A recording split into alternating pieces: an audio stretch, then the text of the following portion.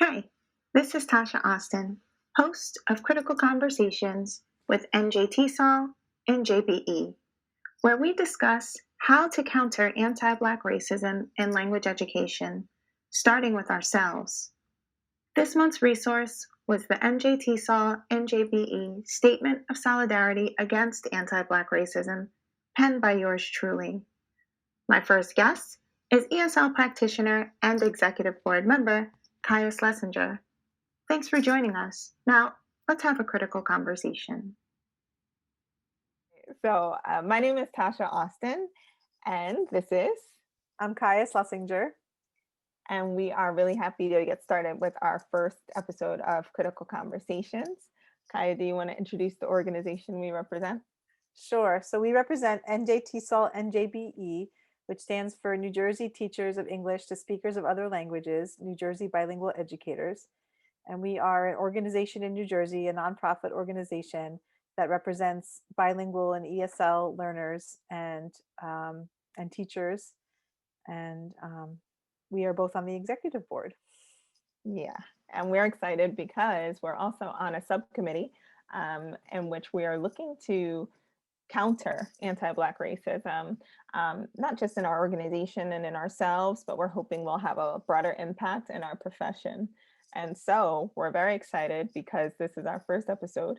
And the way we're going to do it is that, or as an organization, we select a resource, we review that resource, and then the entire executive board has an opportunity to share with us their own questions regarding that resource.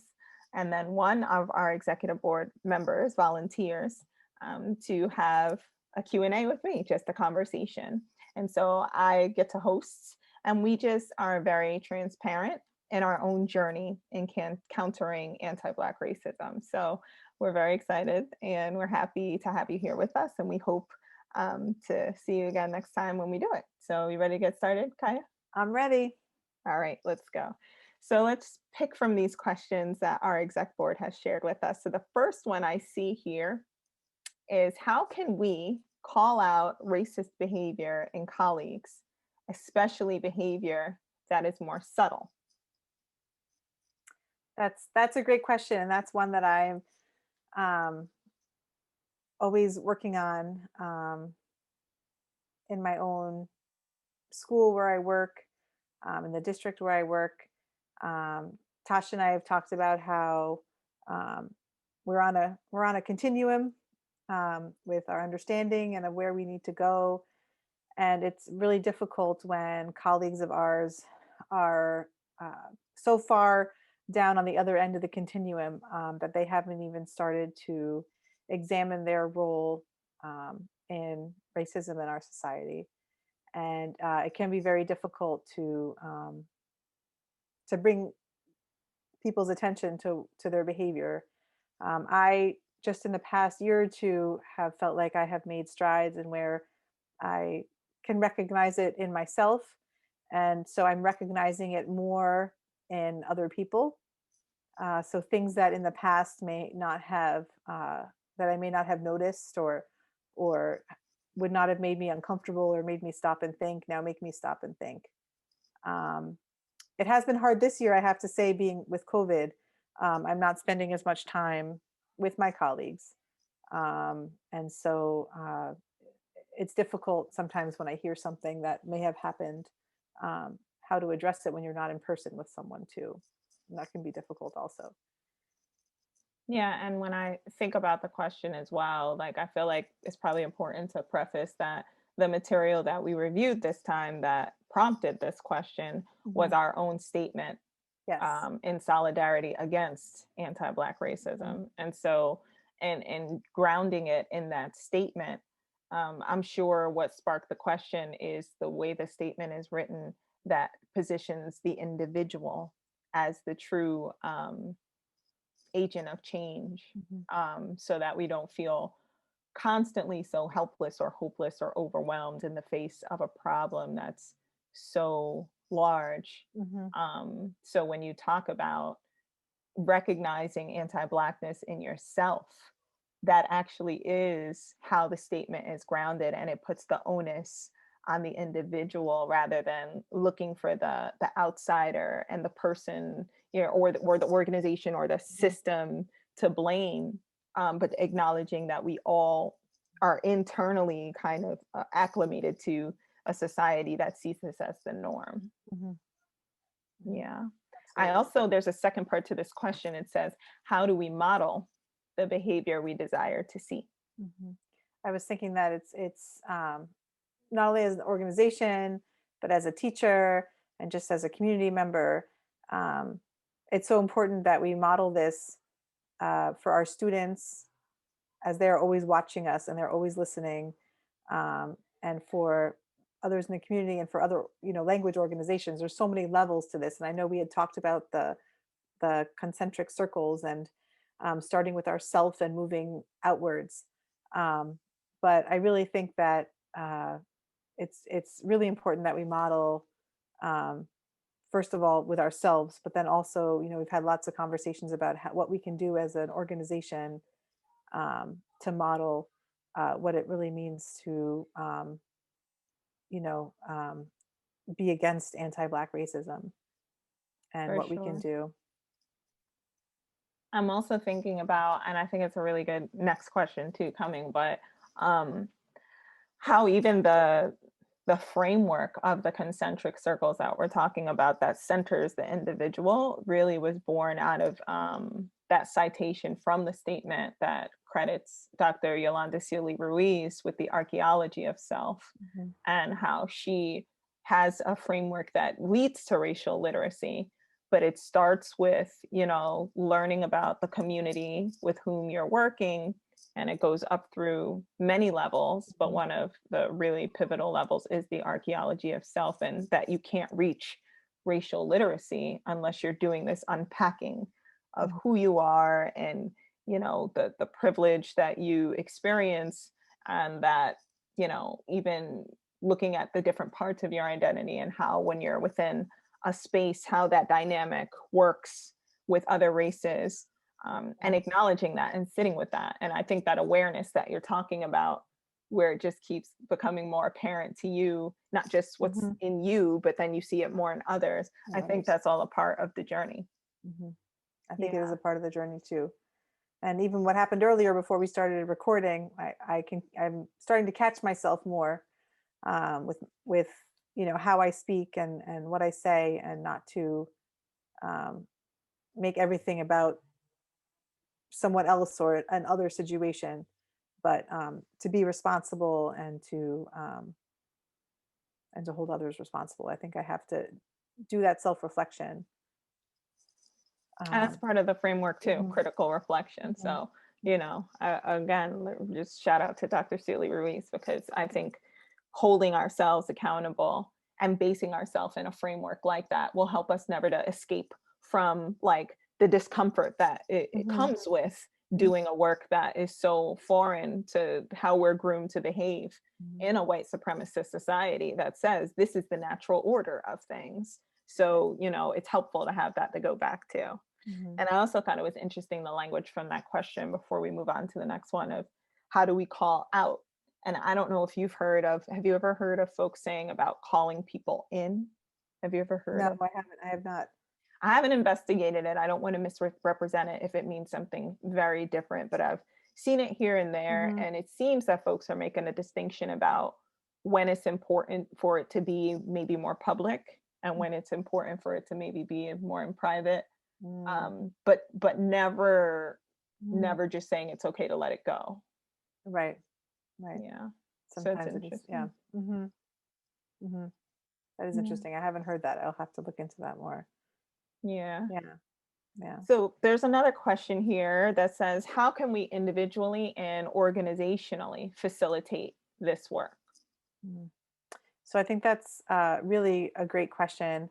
I know that in our organization, we recently, at our last board meeting, really brought this critical conversation to our whole board and set time aside, as an executive board during a board meeting, for this conversation, and to really look at our statement of solidarity against anti-Black racism. And I think that that is very important for our organization to do, and as a model for other organizations, that we are really making a point to dedicate time to really examining and talking as a board and having these conversations. We've also, we're looking at some more action steps that we can take. And I'm really looking forward to our next critical conversation, having those steps ready to go.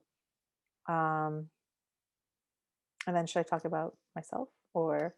I mean, there's individually and Yeah. organizationally. So So individually for me, with my school district this summer, I took part in a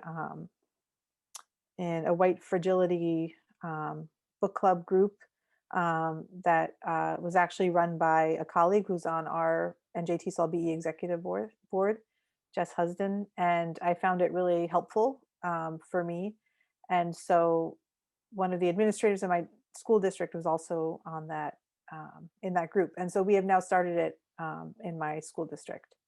okay. And felt that on an individual level was sort of making these critical conversations start in my school district in a small way with a group of people who are already moving along the continuum. And we're hoping that when this group finishes, we can then expand it to include more. Because I really think that the teachers and the administrators in my school district need to really start reflecting, because it really does affect our students so much. And I think the sooner we can get moving on that, the better. The group with whom so you started it in your school already, you said? Yes. Okay. And it was like the folks who were like volunteered who were already interested in it, and then you're saying like maybe you all would be able to expand it. Right. Right. So we selected individuals who we knew would be open-minded and interested and willing to work on this. And then from there, we're hoping that each of those teachers will facilitate a group going forward so we can expand it, Oh, if that makes sense. So that we can get more people in. And that's like, so that kind of spans individual and organizational, because yes, you Yes. read it, but you're also thinking about how that work can expand within the Mhm. school. Within the school. Yeah. Mhm. And I think that it's important work that for me to model, just not only as past president of NJTESOL-NJBE, but as a teacher in my district. Um, and we're adopting this statement of anti-Black, against anti-Black racism as an organization. And I feel that really I need to live it. And in order to live it, I need to um, do something in my school district, which is also in the town that I live in, and that my children go to or graduated from.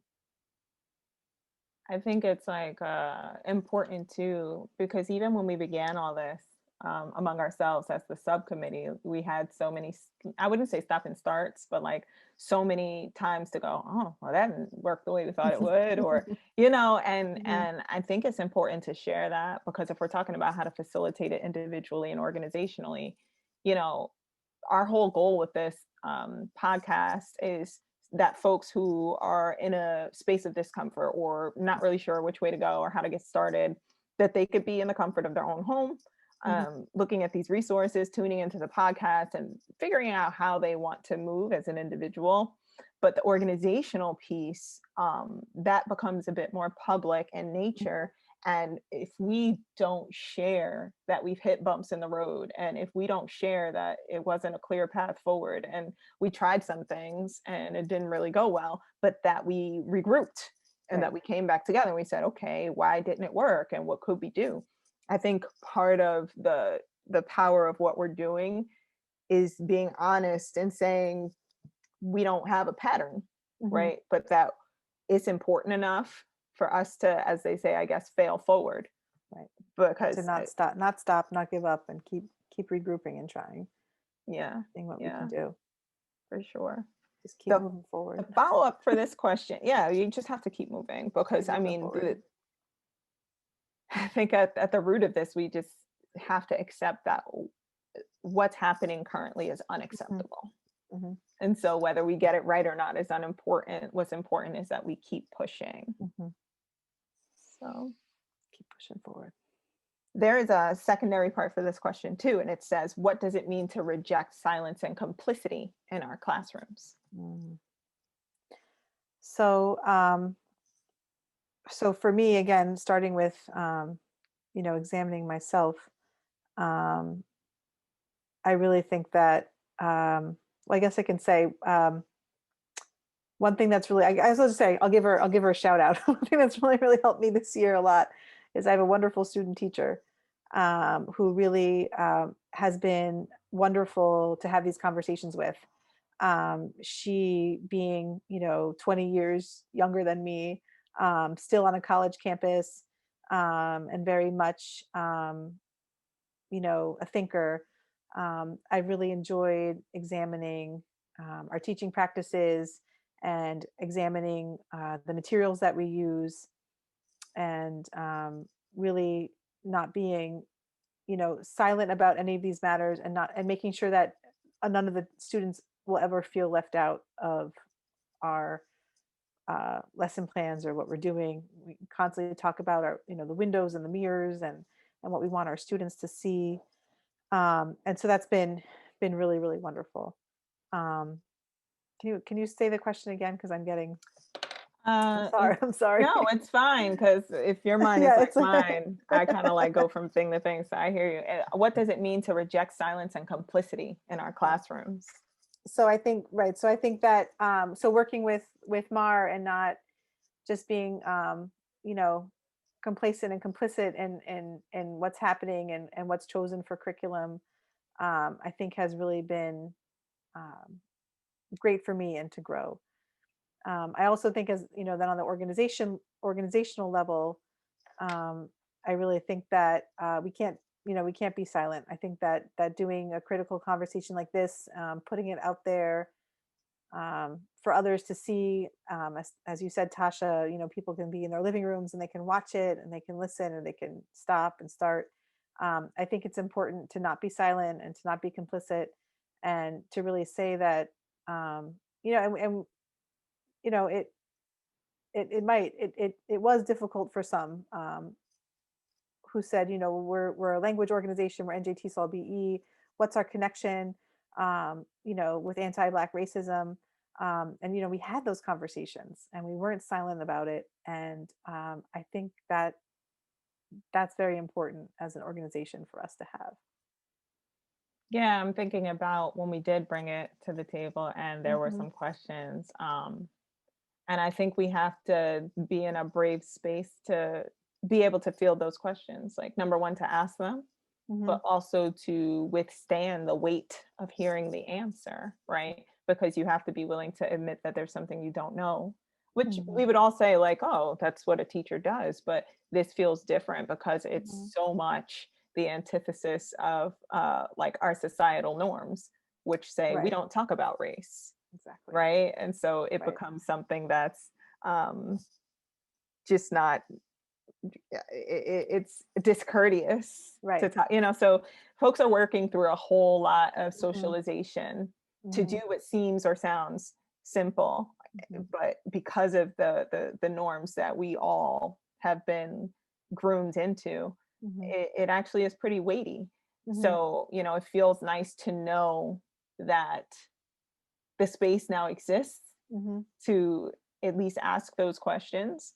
But I also think the structure of this is important because we're also not there to do all the work for everyone, right? Like, we put a Right. resource there, and the goal is that you need to engage with the Hmm. resource, Hmm.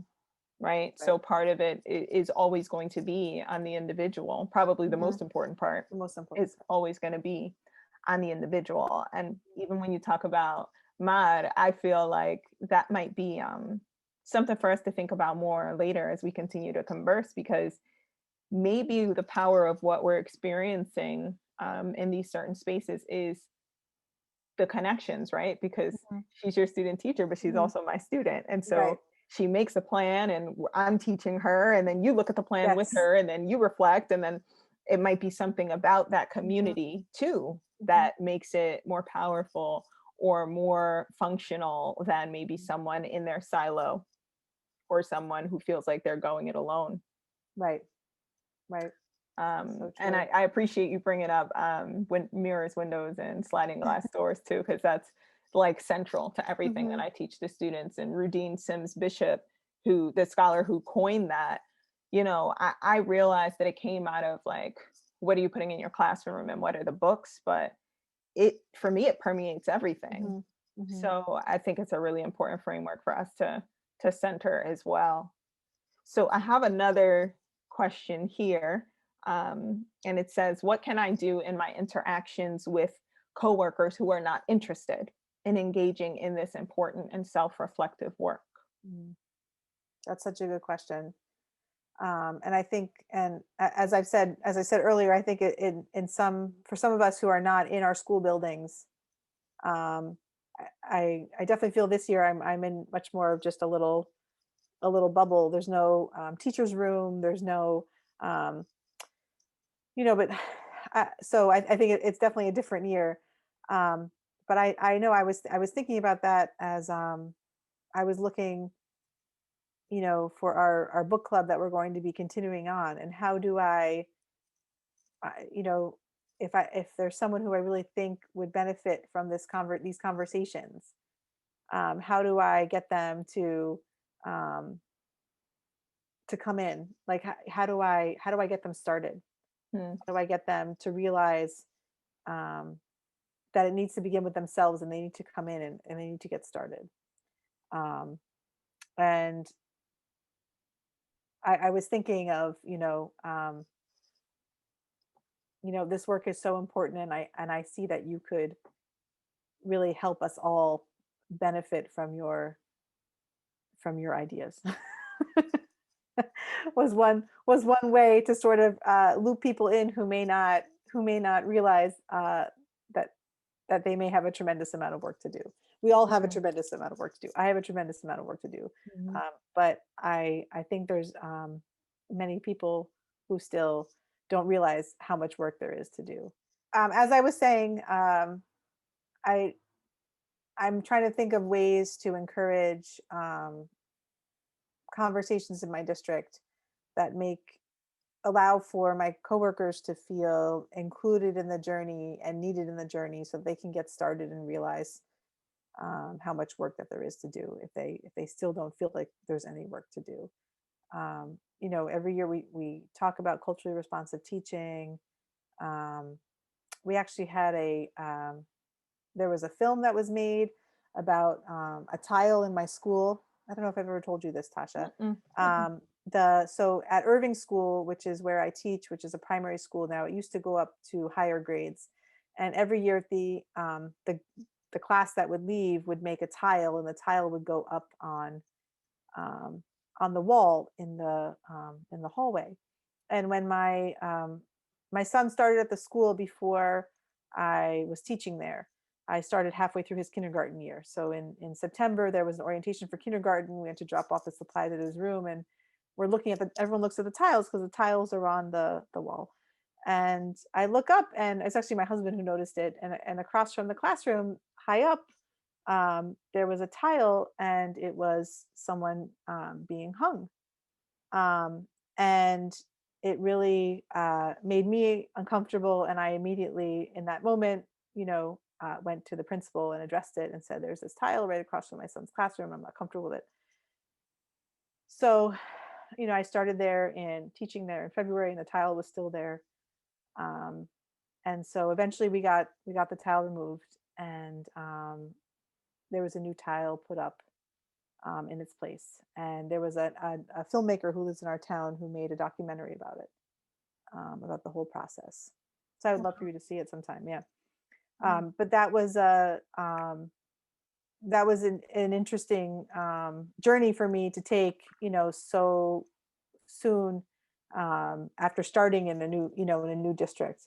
But as I said, I live and I work in the same town. My children are in the schools, and it was really something that I just couldn't I really couldn't let it go. And Mhm. the tile had still been there. And one day I got a chair and I got black paint and I went up and I painted over the tile Wow. because I was frustrated that it was still there and it hadn't been taken down, it hadn't been covered up. And I went to the principal and I said, I'm painting it. And she said, okay. And I went and I painted it. And I just felt that it didn't, so that year there were a lot of conversations happening, and a lot of the conversations that I heard at the time were, I don't see color, and um, Mm. those types of things, and it made me really realize, how much work there is to do based around those conversations. And so, I feel now like I have so many answers for that, but it's that the conversations need to be started again, and I feel like that's what we're doing this year. So That was really powerful. I'm just kind of taken aback because I didn't expect that. I'm thinking about all the things implicated by the existence of such a tile, because it's not just that the tile was made, right? Somebody had to Mhm. take the tile and actually put it up. That's right. So it actually kind of passed through many levels and had lots of opportunities to be rooted out, and it wasn't. Right. So I think that really points to back to the concentric circles and the notion of feeling like the problem's so big, when in reality, like, you could call it systemic because it is, but people make up a system. Hmm. So it still comes down to the Individual people. people. Hmm. Still comes down to the people. It only took one person Hmm. to get it down, but how many people allowed for it to go up? Hmm. That's right. So that's a powerful story, and I think it's probably a really good metaphor for what we hope to achieve with this. We do understand the magnitude of the problem, but we also know standing still is not an option, and It's not an standing still option. just makes you a part of the system that looks away, or even the system that actively engages Hmm. in Hmm. anti-Black racism. Hmm. We probably have just one more question. I think I just am Okay. very much still chewing on the story that you just told, because things like that, I can see that it stuck with you, right? Like it impacted you in a way that I don't think you can ever unsee Hmm. and unfeel. Um, and I'm thinking about how even the way that we come to terms with the fact that this is a fact, like even in thinking about our last question of like, what about folks who are resistant, and how do you get folks who are resistant on board? And I remember saying, even among our committee, when we were like, we found another snag, we found another snag, we Hmm. found another snag. That's right. I think there'll always be snags, and I think you have to forge ahead. And I remember saying, like, let's just go, Hmm. You just have to so move ahead. because I do believe that even with that question about folks who are disinterested, I don't know that this is about changing people. Hmm. I don't believe that one person can change another in that way, but I do think that movement and progress around folks who are resistant is going to cause them to at least come to terms with the fact that something is happening.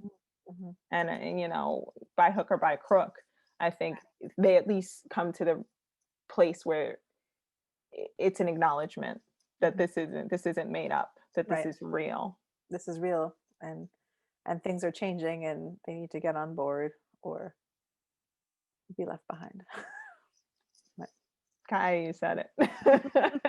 You said it. All right, I'm gonna get to this last question. It's funny because as this is our first episode, like we didn't really know what timing would be I like, know. and now I'm like, I just want to keep talking, but I know we have our actual allotted time that we wanted to stick to. So I'm gonna get to this last question, which is another two-parter. So I'll just give the Okay. first part. The first part says, what does it mean for us as an organization to amplify the strength of our diverse communities and classrooms? And I'm going to do a little editorial license here, right? Based on what we did in our organization, that we Mhm. don't want to be ambiguous. Mhm. So we're not talking about amplifying the strength of diverse communities. We're talking about amplifying the strength of the Black community, right? Because we talked about how that is a mechanism by which we dilute and divert attention from what our goal is. So I'll say it again. What does it mean for us as an organization to amplify the strength of the Black community in our classrooms? So I think I think it's so important for us to amplify the voices of the Black community in our classroom. I think that teaching bilingual students and our ESL students, especially if students are newcomers to our country, we have a lot of work to do. I taught high school for 10 years, and now I'm teaching primary school. And when I taught high school for those 10 years, it was frequent conversations that we would have. And I realize now, reflecting back, that I should have centered the Black voice more in what I was teaching. At the time, I was concerned about lining up my curriculum with what the regular English curriculum was, but I really think that I could have, or I should have, centered the Black voice more and really taught my students more about Black history, and about, when we always talk about how it can't just be Black History Month, right? We have the Amistad Act, and it really needs to be pervasive through everything we do. And I know that I could have done a better job with that. And so now, knowing that, I can do a better job right at the primary school. But it was so many misconceptions for my students coming in who were new to the country. They were all newcomers that I was teaching at the high school, as to what it meant to be Black American, or the culture, everything. So I do think that everybody could benefit from examining that, and we need to push forward and model how to do it, um, for our colleagues and for our students. It takes me back to the comment you said about the mirrors, windows, and sliding glass doors, Right. because you're talking about, like, now you can look back and you can Mhm. say, yeah, I didn't do a good job, but you are knee deep in it now in the primary grades. And so, it kind of blows up the myth of what can and can't be done, because when you were at a level where folks think that you need to be of a certain maturity to talk about what's happening, like, you didn't find success in doing it there. But even now with, like, babies, Right. there are ways to do it, and to Mhm. do it well. Mhm. And the mirrors, windows, and sliding glass doors piece of it is how important it is to not look for a palatable, or, like, Mhm. even when we think about what is your typical curriculum, it's not an add-on. Like you said, it's not about Black History Month. It's not an add-on. It should be central.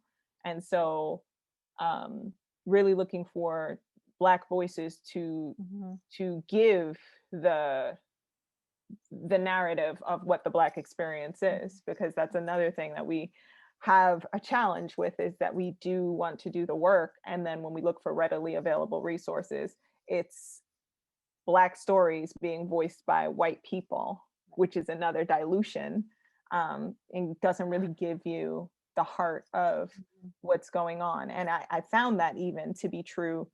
And I know that the White Fragility Book Club is happening, but I also have read a lot of like pieces that were saying the problem with that being the text that we go to, right? It's almost, again, representative of a sensation of comfort, because it was a white woman who wrote Right. it, as Who wrote opposed it? to reading Right. maybe like White Rage from Right. Anderson or something like that. So Right.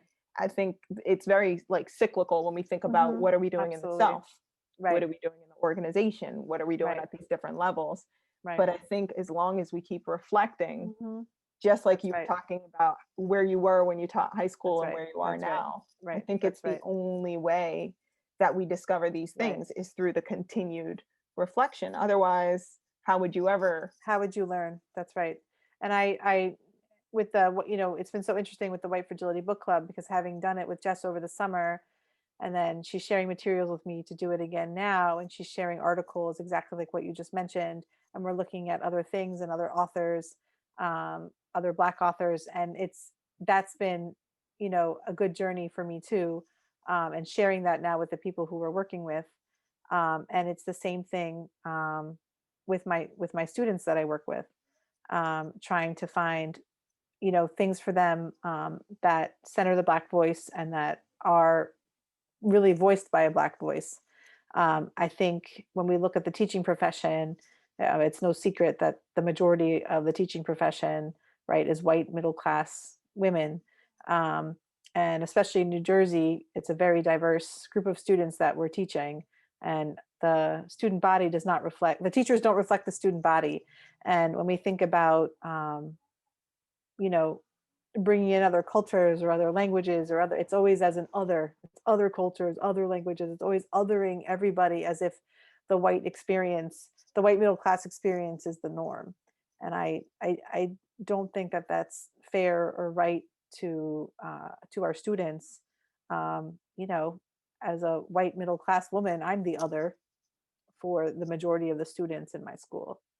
And so I have to really think about that when we talk about, doing certain things in the classroom.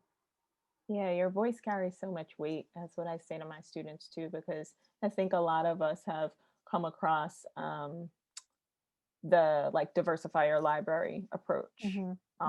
Put the materials out and let students self-select approach.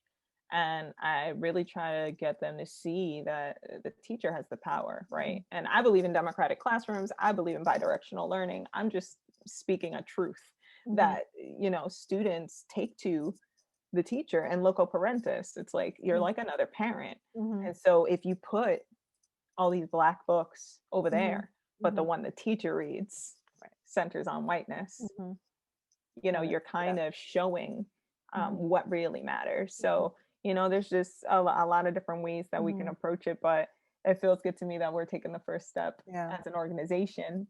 And I did want to even shout out, because I know we have a committee, right? Like you and I are here. That's right, yes. Like, we have a whole committee behind us. Hudson, Anelvi Suriel, Kathy Alamelu, Fernandez, Alamelu. What's Alamelu? Sandaram Walters.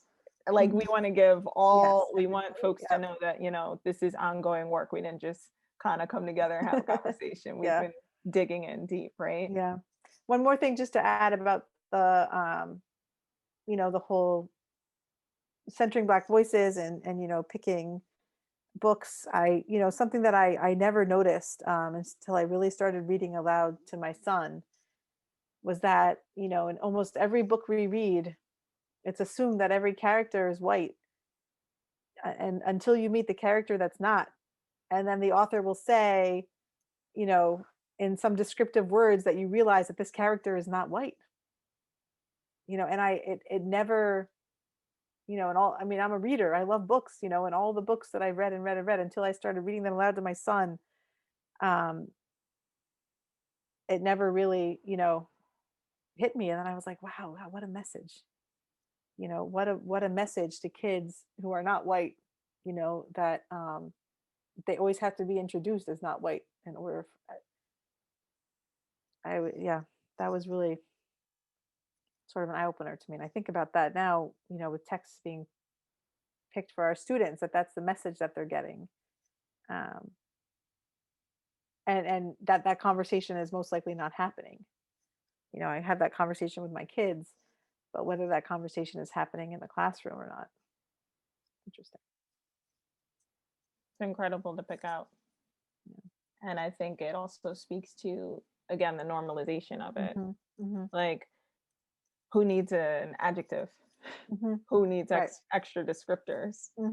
Right? So the assumption is normal, average, regular is equivalent to white. And when we get these students who are experiencing firsthand the United States for the first time, sometimes, like, we have a lot of power to be able to shift that perception that normalcy is whiteness and everything else is somehow abnormal, because they're looking to us and they're wondering, because the anti-Black information that they're receiving before they even get here gives them the presumption of normal equals white and abnormal equals Black. So, I mean, we are sometimes, if you want to call it such, like the first line of defense. They're coming and they're wondering, are they going to get alternate information, or will this be a continuation of what they've received at home or abroad, maybe? So, I mean, that's a powerful thing to pick out, Caia. So I mean, I know it's our time. I'm just glad we were able to dig in. We only like got to 3 of the many questions we Many, had many here, questions. Yeah, but that's good because I think it's better to go for depth anyway. me too. All All right. right. Well, thank you for your time, and thank you. everybody for joining us, and we hope that we'll see you next time. Definitely. Thank you, Tasha. Thanks for joining us this week for NJTESOL-NJBE's Critical Conversation.